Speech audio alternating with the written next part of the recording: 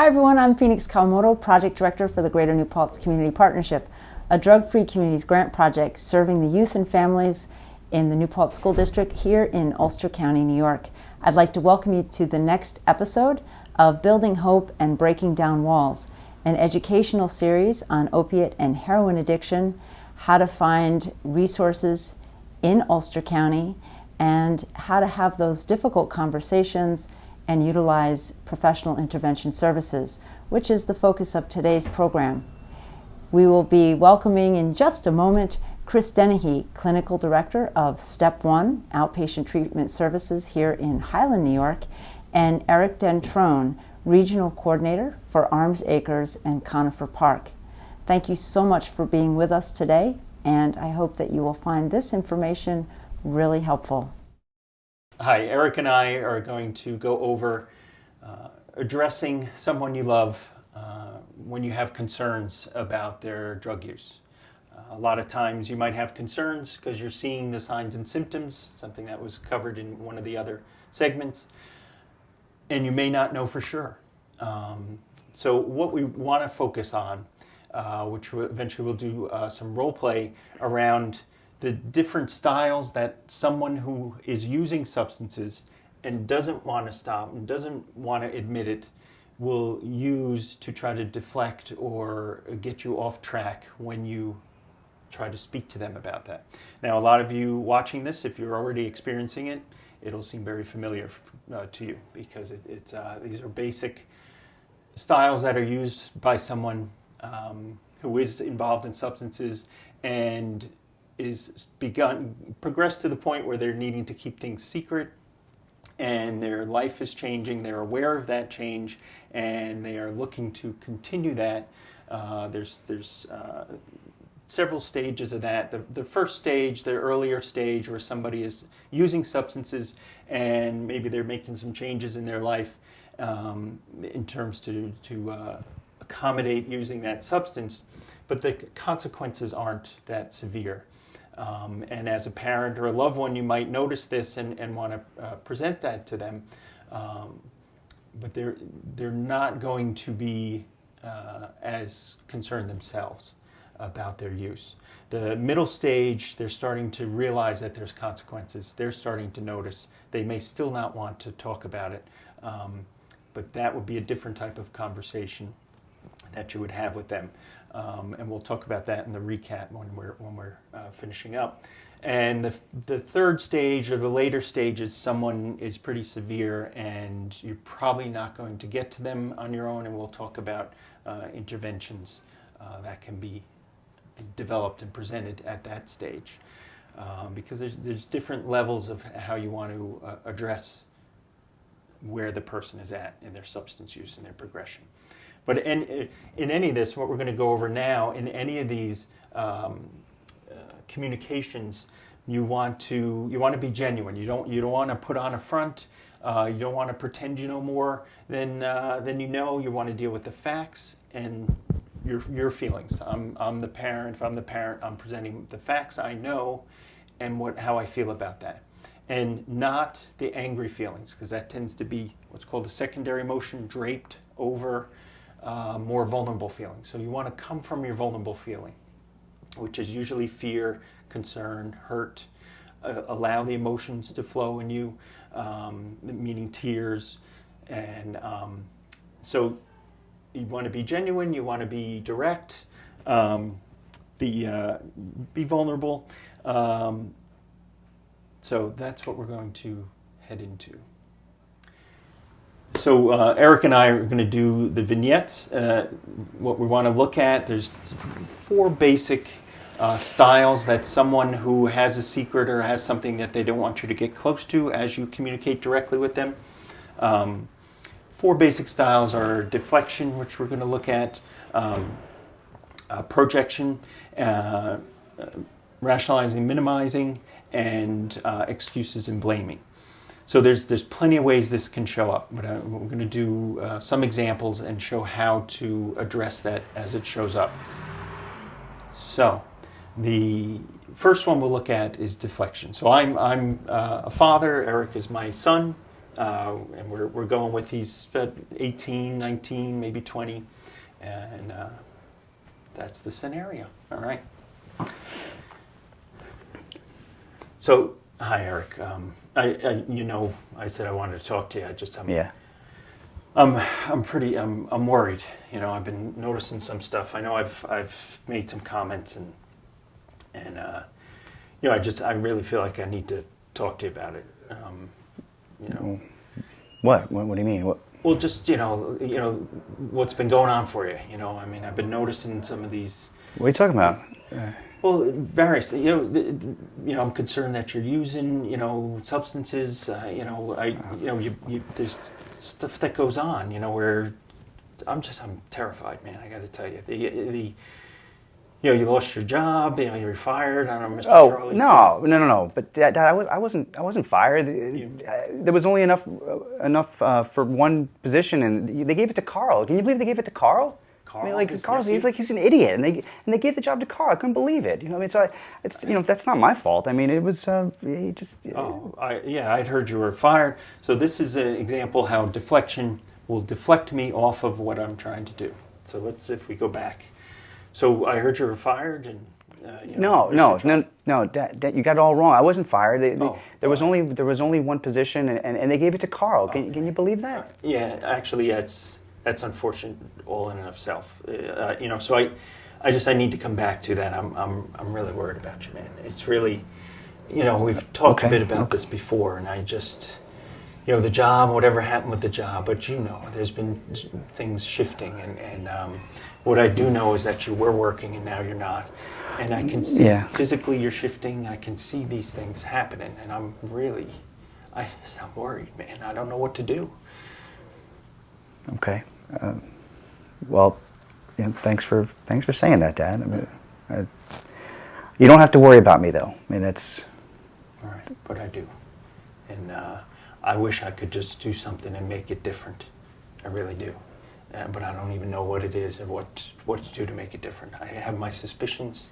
We've talked a bit about this before. I found some stuff around using drugs, and you said it was just this or that. And so Eric and I are going to do one that's focused on what's called projection, and in this respect, projection, which has several definitions, but that he's going to be projecting what's going on for him onto me, and then specifically around trying to turn the tables. Which, if any of you are going through this, you might have come across this yourselves. So, hey, I wanted to talk to you. I know I've tried to talk to you, a couple of times. I'm worried about you. Physically, you look kind of pale. And honestly, I've been checking into. What it looks like when somebody's using drugs, and you seem to have that. And I mean, I know you told me that you smoke weed, and but I'm worried about that. I'm worried about the changes I've seen, that you're doing drugs. You're worried about me doing it. Yes, I know. I'm worried, but Dad, you drink. I mean, and I know that you smoke weed like lots of times. I mean, I know you told me how when you were younger you would smoke weed and that you would get together with friends at parties and smoke weed. Why is it different from me? Well, that is different. It's different. It was a different time. I'm an adult. I know you're sort of an adult now. I don't drink that much. Uncle Louis drinks a lot. I don't drink that much. So this is now I'm caught up. He's got me now. I'm defending myself, defending my use. And the reality is, a lot of folks out there, you can still be concerned about your loved one's use of substances, even if you're drinking or smoking weed or doing something yourself. Whether you have an issue yourself, that's another thing to look at, but it shouldn't preclude you addressing someone that you're genuinely concerned about. So we're going to try this again.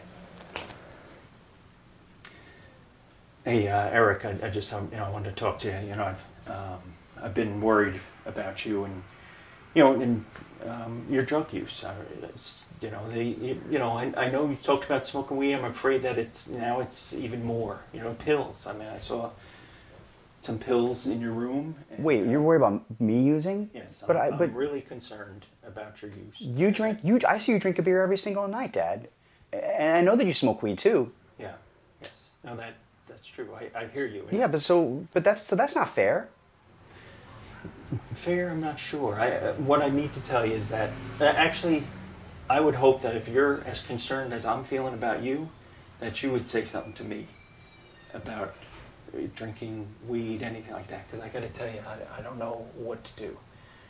I mean, I'm up at night worried about you, and not just me. There's other folks too. Okay, well, You know, your mom. You know, she's actually at Aunt Susie's right now because she's so upset. This is, you know, and she wants to sit and talk with you as well. And I'm not talking about just partying, or I don't want to be on you. And this isn't a hateful thing. I love you, and I'm terrified. Every day in the papers, I hear people dying of this shit. And I don't know how far you're into it. I don't know. I don't know, and I'm worried. I'm seeing physically you don't look as well. You know, and I know it's bugging you too. yeah, okay. Well, I don't want you to worry, Dad. Yeah, that's you know, and I'm hoping that we can talk to somebody. I talk to somebody for myself, just because I'm that worried. I'm scared, and you know, I'm hoping that you'll come with me. You know, they said that might be a good idea, just so we can talk about this. I'm not even sure what to say, and I know you got shit to say to me. You know, so Yeah. I'm hoping we can do that. So we're going to do the next vignette, excuses and blaming. Before I do that, I just want to make a comment that nowhere in here am I saying, or Eric and I are saying, that within a minute and a half you'll have one conversation and suddenly your loved Right. one will be like, okay, let's go get the help. Maybe it will. Chances are it won't. But these are how to stay on point while you're communicating. And it may take several conversations. In fact, almost guaranteed it'll take several conversations. And we can talk a little bit more about that as we wrap up. Okay, in this vignette, Eric and I, he being my son again, will go over excuses and blaming. So here we go. Hey, you probably know why I wanted to talk to you. You know, I'm worried about you. Real worried. You know, I think you probably know when I asked to sit down and make a whole point of this, that it's not just a little thing. I found pills in your room. You know, I know you know, I smoked some weed. We found that. We talked about that. You know, and now it just seems like it's jumped into a whole different space. So, you know, I think we need to talk about what to do about this. You know, what you know, what's going on? Well, I mean, it's not like that, and I mean, there's, you know, that was just a couple of times, and it's just, you know, I mean, there's nothing to do around here. I mean, it's just, you know, me and John, we get together and we just like to you know, have a few laughs and blow off some steam, and you know, it's not like that. It's not like that. Yeah. So it's just out of boredom or something, like it's, Yeah, I mean, yeah. I know you used to like play basketball. You used to go down and There's nothing to do around here. Dungeons There's and nothing to do, Dad. There's Yeah. I'm bored. What am I supposed to do Yeah. to have a little fun? Yeah. There's nothing around here. I mean, you know, you want a board game? I mean, stuff you used to like. I just Board games. I'm 19. I mean, like, come on, Dad. I mean, this is. I mean, I'm not a little kid anymore. But no interest, nothing. Is it? I mean, it's got to be something, right? What? I don't know. So that is. I've been sucked into trying to figure out how to alleviate his boredom. So just point in fact, what I have completely missed and skipped over by his lead is that he's telling me to relieve boredom, he's going to take opiate pills. So if I say it like that, it seems kind of ridiculous, doesn't it? As a parent, being okay that, oh, you're bored, so you're going to... It's not okay. So let's try this again. I think why. I asked to talk to you. I mean, we talked about your smoking weed and whether that was okay or not okay, but now, I found pills, from what I understand, I looked them up, it's this hydrocodone stuff, or whatever it is, I don't even know. I don't understand, it's, I don't know, I don't understand. It was just, I don't know. It was one time, and it was Saturday night, and we just had nothing to do. There's nothing to do here, Dad. So we were just bored. We're just having a little fun, and Yeah. That's all it was. And what do you expect us to do? There's nothing to do in this town. And I hear you. And honestly, other parents have said that that's their kids are saying that. Even adult kids. I mean, you're older now, and board games, stuff like that. It doesn't make it. And honestly, I don't know. But what I do know is that these pills, whether you're bored or not, it's going to get worse. I mean, just Tommy the other day, he ended up in the hospital. I don't know if that's going to happen to you, but I know if you're bored, you're not going to end up in the hospital. I know that pills, there's a very good chance. And you're talking about just here or there, but I can't sit by and just watch you do this. I'm at my wit's end. I don't know, man. I'm terrified. Your mom and I, we end up crying ourselves to sleep. I mean, I'm not trying to make you feel guilty or anything, but it's just, I don't know. Okay, Dad. I don't want. Okay, all right. I don't want you to worry like that about me. So this vignette, the focus is more of what's called rationalizing, minimizing, comparing, very similar to the excuses and blaming. So we'll go into that, and again, somewhat simplified. And this is also having a conversation with someone as they're sort of they've been using, maybe they've started using it. As a loved one, you're starting to notice that things have changing. It's not just they go to a party here and there. Maybe you found drugs. Maybe you're noticing physically they're shifting. So it's sort of an early, middle kind of intervention conversation. It would be a different conversation if they were further along in their addiction. So right now, we'll continue with the rationalizing, minimizing, comparing. So Eric, I gotta talk to you. I found these pills in your room. Those are John's. I mean, he just asked me to hold them for him. He didn't. You know how like crazy his mom is, and so he just asked me to hold. It's not mine. It's not mine. Oh, all right. Yeah. All right. So don't worry, Dad. It's John's. I'm just I'm just trying to be a good friend to him. Yeah. No, all right. I mean, that's how I was worried it was yours, and because I've been noticing differences in you. And some of the change. Not just a stone look, but just this kind of droopy look that change people physically. And then just not being as involved in the family as you have been, and stuff that you used to be interested in. So, well, I mean, people change their interests and what they like to do, and yeah. I'm 19 now. I don't like the things I liked when I was 14. Do you like the things that you liked when you were 14? No, I mean that's right. That's I kind of work now, every day. Right. Yeah. Exactly. Okay. So that was. I get drawn into it, and also compassionately to the family members trying to do this. And I'm play acting right now, but I've worked with plenty of families where, as a family member, I don't want it to be an addiction. I don't want it to be drug abuse.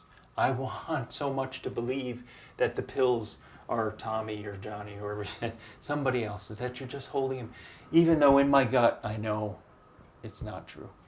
And I would, and I'm saying this because compassion for the family members is that he gives me an out I have this strong urge to take that out, to commiserate with him, to be okay, to have a nicer conversation, because it's not comfortable. But I encourage you to stay genuine and emotional in it. And if you can stay grounded in that and share it, it speaks to that part of him that is scared and hurt and concerned, because that's in there somewhere. And if I speak it, that part of me, and I'm genuine in that, that speaks to hit the part in him. So let's try that again. Hey. So you probably know that, the conversation. I found these pills, and they were in the room. Oh, and Dad, those are John's. Those, yeah. I'm just holding it for him. That's Johnny Toledo, the Johnny. Yeah. But because if his mom found them, she would go crazy. Yeah. And it's not a big deal either. It's like once in a while, Yeah. that he uses them, and it's not anything to be worried about. What do you think? She'd have a problem with it? Do you think? If she found the pills and. She'd probably overreact, like thinking that it's like, it's like a major thing, like Bob, who uses like heroin and every day and stuff. This is like, I don't know, maybe he uses like, I don't know, at parties and stuff like that. It's nothing really to worry about. Yeah, so she would be worried, but she shouldn't be worried at all. No. It's at all. No, Because it's no big deal. I'm worried. That even if he's using them and you're hanging out with him, I know that you guys hang out a lot. Yeah. And I don't know. I don't know if you're doing them. I do know what I see is a change in you. Your skin color. You get real drowsy at dinner. It leads me to believe that you're not just holding them. And I don't know. Mm-hmm. This is the fact. What I really want to do is understand, and I don't want you in danger. Bobby, he started with pills. I remember us talking about it, and and then he got arrested for it, and it apparently wasn't doing that much, but he got arrested, and now he's doing heroin. It's just, I don't know if you're doing the pills or not. It's just, again, it's I'm scared. I'm really, really scared for you. And even and I tell you that hanging out with Johnny, and I know, friends and all that, but if he's doing them, you're hanging out with somebody doing them. I'd rather us keep talking about it. Okay. All right. Okay. Even to the point where, can we, I would like to sit down, every Friday afternoon, even if you're going to go out or something, just to touch base. Maybe it sounds like too much, but I need this. I'm asking that from you, just to do that for me. Okay, sure, Dad. That doesn't sound too bad. Yeah. And just if you're getting into this, you would tell me. Is that? I at first I would just want to know, because if something happened, and I feel like I didn't say anything, I couldn't live with myself. See it in the paper all the time. I gotta say something. I love you, and I have to be involved. Yeah. Okay.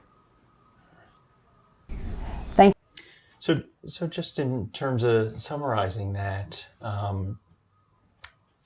these are ideas. Try to hold on to that concept that you this is your loved one. You love and care about them. And the reality is you're scared, concerned, and possibly emotionally hurt from what's going on. So you need to stay true to that. And it's probably not, like I mentioned earlier, it's probably not going to be just one conversation. So to be aware of that. And that it may, and there isn't a magic cure, that then they may shift and suddenly not use or change their entire lives. They may, but they may not. And so then if they potentially progress, the conversations, the interventions become more, the boundaries are more stringent, more clear, concise. And that's a lot of times, if you're going to do an intervention, a standard professional planned intervention, that you will be walked through that. There's several really good books. One called Intervention, Dare to Confront. These are some of the books out there. Love First, that walk you through a planned intervention. Now that's usually when somebody's gotten further along in their addiction and dependency. So we also do interventions at not at Step One, but we will do them. That's something that you can come to Step One and learn about, and we can actually train you in that to do that on your loved one.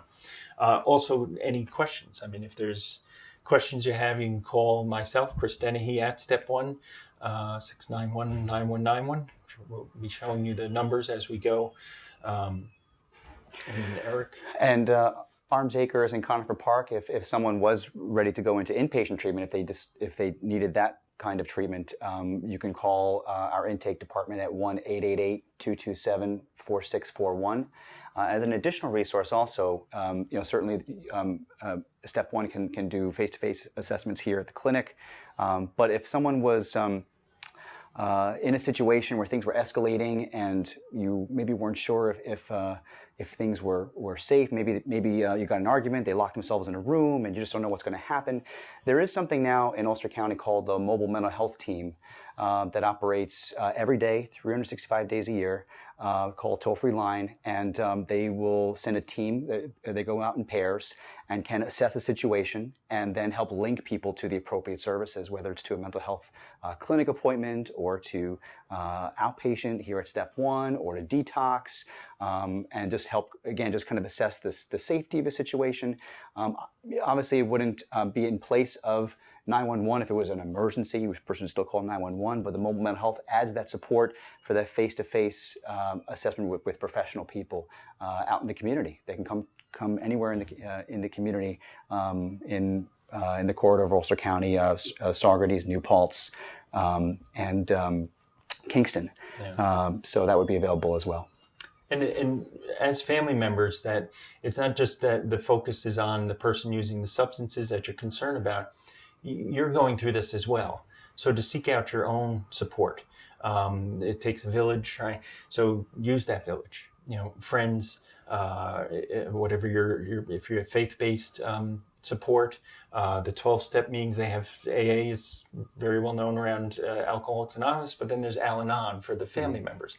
And they support each other in this communication, in being true to yourself and how to keep your boundaries clear, because that's what addiction does. It makes the boundaries real messy and you get drawn in to things that you don't have control over, things there's no way you can really do anything about. And these support systems help remind you to keep steady in your own boundaries, keep your own street clean, as they say. I can only do my small part. And we can help you in doing your small part, as well as these other resources that we've talked about. Thank you. Thank you. Thank you so much for watching. I want to take this time to thank Chris Dennehy and Eric Dentrone for providing us with some really valuable information. And I hope that you tune in and check out the next episode of Building Hope and Breaking Down Walls, where we'll be talking about the PARI program here in Ulster County, another really important and valuable resource available to families and those who are suffering from substance abuse and looking for different avenues for treatment. Take good care.